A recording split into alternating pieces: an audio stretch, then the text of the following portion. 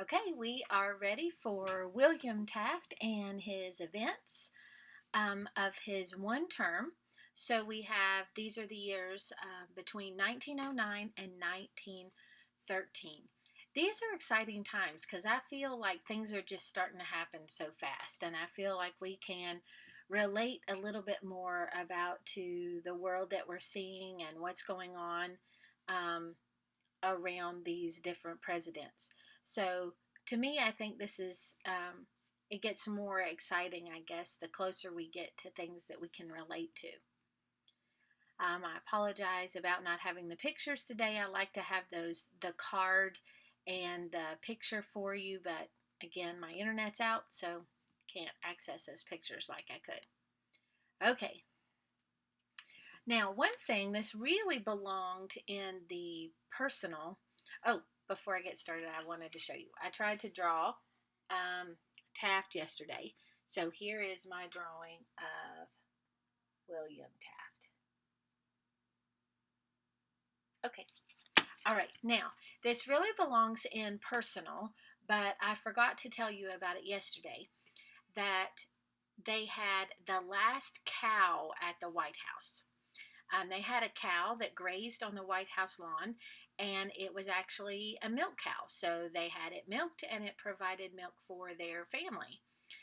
They also had the first automobile that was bought for the White House, and they had the stables converted into a garage. So again, that shows a little bit more sign of the times. Now we're moving away from having the horses and needing the horses around to actually having room for cars. But I saw several pictures of him riding horses. He still rode his horse around the city. It was one thing that Theodore Roosevelt loved to do too, was take his horse out for rides. His military aide wrote that he liked to ride his horse in a very particular way. Would ride it to one particular point, turn around, and he turned at the same spot every time. I guess he was a little bit of a creature of habit when it came to his riding. Okay, so he carried, even though his term has come under a lot of criticism, came under criticism from Theodore Roosevelt, from even historians and people of the time that didn't see him as being like Theodore Roosevelt. So he was criticized. But I want to show you some of the things that Theodore Roosevelt valued and he did, and that Taft still did those same things, and even more so than Theodore Roosevelt did. Some. Okay, so he carried over some of what TR, again, that's Theodore Roosevelt, so you don't have to write the whole thing out, started. One, we talked about trespassing. So the idea that these big monopolies would rise up, these big companies, and they would want to take over all of an industry. So Theodore Roosevelt took a lot of them to court and would require them to break up so that it was better for the people. Well, Taft continued to do that. He had twice as many trespassing cases as Theodore Roosevelt did.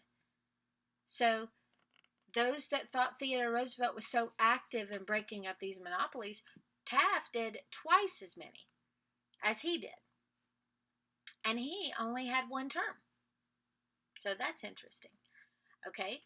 Also, he was in his conservation. He continued to conserve land just like Theodore Roosevelt did. He was actually the first president to protect land where oil was found. And he also protected land that had coal on it. Because if you can imagine, when you find natural resources like this, everyone just comes in and wants to, the word is, strip the land of all of its value and then leave it just destroyed. And so he wanted to protect those lands where those different resources were found. So, is he a conservationist like Theodore Roosevelt? Yes. Is he trespassing and breaking up those monopolies? Yes. Okay. So then we're left with the question. Oh, well, I'll answer the question in a minute. Now, let's go on to this. So here's some other things that happen. Again, think this is only one term. This is only 4 years. Okay. Um, this is his foreign policy. So how does a person see how to relate to other countries? And if we looked at Theodore Roosevelt's, his was actually called big stick diplomacy. Remember his phrase, speak softly and carry a big stick? So his had to do with showing power, right? Show your power and then you won't have to use it as much. Well, Taft's was called dollar diplomacy, meaning that he was willing to use financial and military might to promote business. So when um, when business was threatened because of things going on overseas, there were times that he actually sent the military over to intervene in different disputes in other countries so that the United States business could be protected. He would also, he wasn't against putting money in other countries to help in different ways. So his was called dollar diplomacy because he used the financial might along with military might, okay, to get things accomplished.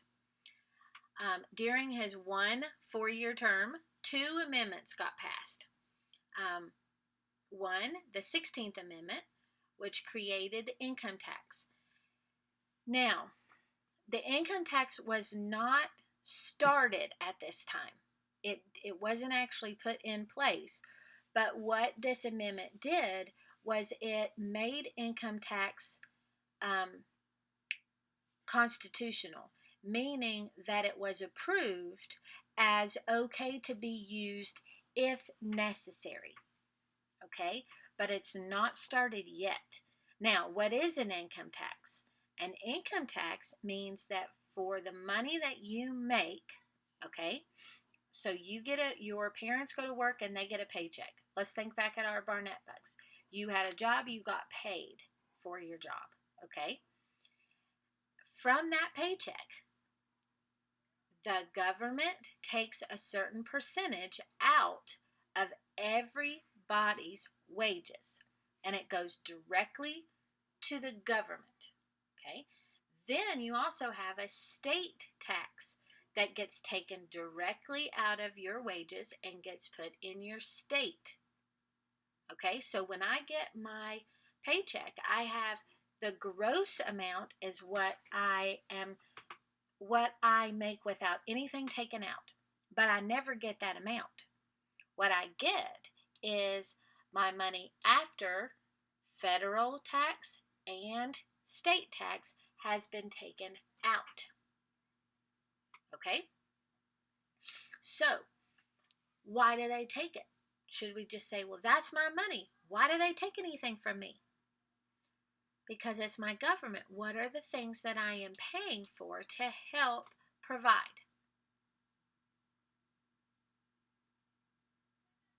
Protection through the army, through the military, education. Now you choose, and your parents choose to put you in a private school. But education is a right of American citizens, and so the public schools are funded by the government. So, does that mean that you don't have to pay that tax? No, your parents still pay taxes, and it still goes to public schools, even though you're not benefiting from that. That's still where their money goes. Another thing is roads. The roads are taken care of by the state, and also by mostly by the state. State government takes care of taking care of the roads. So you benefit from the money that is taken out, and those are put into the funds of the United States. Now, every year you file your taxes by April 15th, and you show where you have paid your taxes. If you have paid more than a certain amount that you were supposed to pay, the government gives you a refund, and that's where you hear people getting a tax refund check.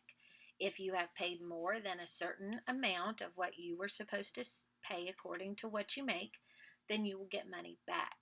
If you haven't paid enough, you actually owe some money. And so a person who has a job has to file every year with the government, with the federal government, and with your own state government. And you have to, or it's a federal offense. It is breaking the law. It's not something you choose. I don't want to do that. Okay? You don't have a choice as a member of our country. Okay? So, not used at this time, but created and said that it was constitutional. 17, Amendment number 17, that this allows the direct election of senators by the people. Before this time, the senators were chosen by the state legislature. At this point, this allows the people to actually vote for the senators that are representing them, which allows it to be a little more fair, right? Instead of just people, how we've talked about in the last few administrations, where people could put people where they want just for their own benefit. Okay, so Taft is not duelist. This is not someone who hasn't done anything. So why is everyone so critical? Why was Theodore Roosevelt so critical? Okay, why was the press at the time picking on him so much? Two big reasons. Okay, one, he was always compared to Theodore Roosevelt, who was more active, who had a bigger personality, who was like this. The word is frenetic. Frenetic is just active and busy, and Taft looked almost comatose next to him. He was slow moving, he was bigger, and so he, just with the two side by side compared, he was picked on. And so he wasn't active physically, but he wasn't active in just trying to get things done as much. And I would say, and I've read this about him, he wrote some books and wrote some papers later on in his life. And his view of the presidency, remember I say how a president acts always goes back to how they see the president's job. Taft thought that Theodore Roosevelt took more power than he should have. And there are many people that would think that about Theodore Roosevelt. He took power that was not necessarily given him, but he believed that if it did not say he could not do it, then he could. Okay? It had to say, do not, and then he wouldn't do it. But if it didn't address it, he went ahead and did it. Taft was a man of the law. Remember, he's more of a judge type person, and he was more of a constitutionalist when it came to the fact that you don't take too much power. And he thought that Theodore Roosevelt was excessive in his taking of power. And he didn't believe that he had that much power. He also, another reason why people criticized him, he was the first president to really take up golf. And he really enjoyed it. It was a sport that was becoming popular at the time. And he played golf. And he played golf with important business leaders. And this made it look, even though, what did we say up here? He actually had trespassing cases and he was working to help the people. But it made it look like he was more in the favor of the big business leaders and that he would listen to them and do what they wanted rather than the people, because he was playing golf with them. Does that mean that was necessarily true? No. Maybe he was having an influence on them through his playing golf. Who knows? I don't know. I do know some of the things that I have been reading about him say that he was Theodore Roosevelt loved having him around when he was president because he was fun and he loved his big laugh and he was what was considered jovial. He was happy and just nice. He was just nice and kind. During his time in the White House, it wasn't fun for him. He didn't like it. That personality kind of changed. He got a little bit grumpier. He didn't laugh as much. He didn't enjoy himself. and it was hard. He felt like he was in prison. Then, when he got out of the White House, and then when he was serving as the justice of the Supreme Court, he was happy again. There's this wonderful picture I saw of him that had him walking down the street on his way to preside at court, and he's like swinging his cane to the side. He's happy again because it was something that he enjoyed doing, and that kind of liveliness came back to his personality afterwards. I just can't imagine how hard it would be to have really and truly the weight of the world on your shoulders um, while you hold this important office. Okay. Meanwhile, so this is what's going on. This is what's happening in the rest of the United States.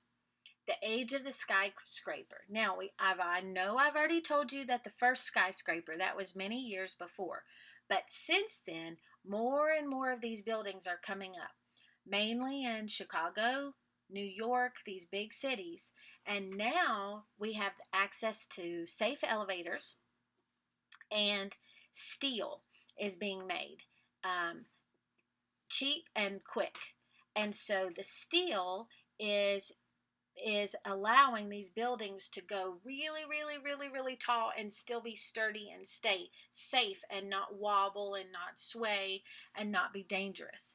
And you also have the ability to have an elevator so that you don't have to walk up a million stairs. So the availability of the elevators and steel made these buildings possible where there wasn't land to go out, right? So there wasn't a lot of space for companies to go out. They had to go up.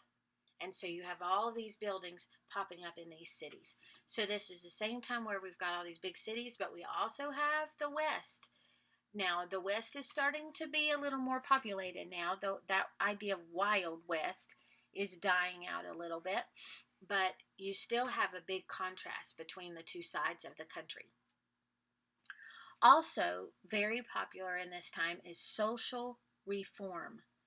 Social reform means trying to make the world a better place, trying to do what you can to have an influence. And it happens when you have people who have ability and money and education. And then there is a very big difference between the people who don't have money and don't have education. And so those people want to intervene for the other people. And so you have this time where you have lots and lots of very rich people, but you also have still just awful poverty. You have immigrants still coming over by the thousands and not knowing the language, not being able to have a job, not having education, and being forced into conditions that are bad for them, that are bad for their kids, that are unsafe, unhealthy.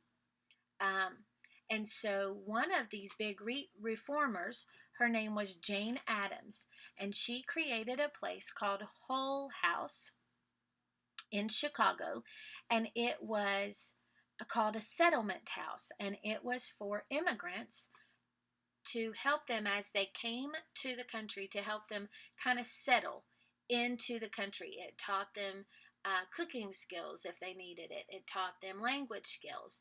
It gave them some education. It taught them sewing, any kind of skill that would help them to be able to get a job. Because people who came over from different countries didn't necessarily have a plan, remember? They were coming from bad situations. Their country was in upheaval, or they didn't have any money, or they were somehow in trouble with the government. And so they would come wanting a better life, but maybe not necessarily prepared to do what it would take, not having any skills. Remember, this was a big heart of George Washington Carver, wanting to help the former slaves. Just because now they weren't slaves didn't mean that they had it made. They didn't know what to do. They didn't have skills that were going to help them in life. So he wanted to give them the knowledge and the means necessary to help them have a successful home. Okay, at this time in 1912, the Titanic sinks. I'm sure almost all of you have heard about um, it was a luxury ship that was built, and um, everyone called it unsinkable, right? It was, it was so luxurious. It had big, expensive meals and crystal chandeliers and pianist and violinist playing music every night. But there were also poor people on board. They were in the steerage below, but then also had the extremely rich on board this same ship. But there, because they thought it was built to last, it was unsinkable. They didn't plan, they didn't prepare, and they didn't have enough lifeboats for everyone, um, because they didn't think they needed it. So if you don't need it, we don't have the room, so let's just get rid of the lifeboats. Well, that's a problem that comes with not being humble, right? They were too proud and didn't realize, didn't think, weren't prepared, didn't realize that what is um, essential is invisible to the eye, right? Okay, so it hits an iceberg, and more than 1,500 people die because they they drowned in the ocean. And one of those on board the Titanic was the man I told you about yesterday, the military aide. I should have the word aide there. Military aide Archie Butt, who was Taft's aide and also aide to Theodore Roosevelt. And I was reading about him today, and one of the reasons we know so much about him is that he had over probably about 1,200 letters that he wrote to his sister and to his mother. And he realized that he was playing a part in history. And so he asked his mom and sister not to throw away his letters, and he actually had a provision in his will to have his letters published when he died. Now, he had no idea he was going to die in the Titanic, and neither did Taft. And Taft was brokenhearted over this.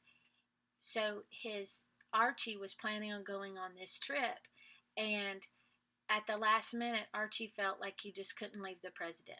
That Taft was having so much trouble with this kind of battle with Theodore Roosevelt and the press, and it was just so hard on him that Archie was going to cancel his trip. And Taft said, no, I want you to go. You need rest. You've been planning this. You can come back refreshed and ready to help me with his campaign, because he wanted him ready. And so he went on the trip anyway, and I can imagine how bad that Taft felt, because then part of the reason that he went was because Taft encouraged him to, and then it was the trip that killed him. And Taft was brokenhearted because he saw this man who had helped him in so many ways as kind of like a brother to him. This man tried to do what, remember, Thomas Jefferson and John Adams had a quarrel and had a fight and didn't talk to each other for a really long time. And they had a friend in common, Dr. Benjamin Rush. And Dr. Benjamin Rush kind of brought the two men together and said, look, you're being silly. You're friends. You need to get this reconciled. And before the end of their life, they did. And they wrote letters back and forth before they died, and made up and renewed that friendship. Archie tried to do the same thing for Theodore Roosevelt and Taft, but it didn't really work. After they had a couple meetings that were really tense, that never really worked out, and after his presidency, he and Theodore never spoke again. That rift was never fixed. And but Archie was loyal to, even though he started his job under Theodore Roosevelt, he actually became very loyal to Taft and was a really good assistant and help to him. So I thought that was interesting, because I hadn't known a lot of stories of people that died in the Titanic, but this was one. And the president was directly affected by it. Okay, so there you go. I want you to tell me in the comments. I want you to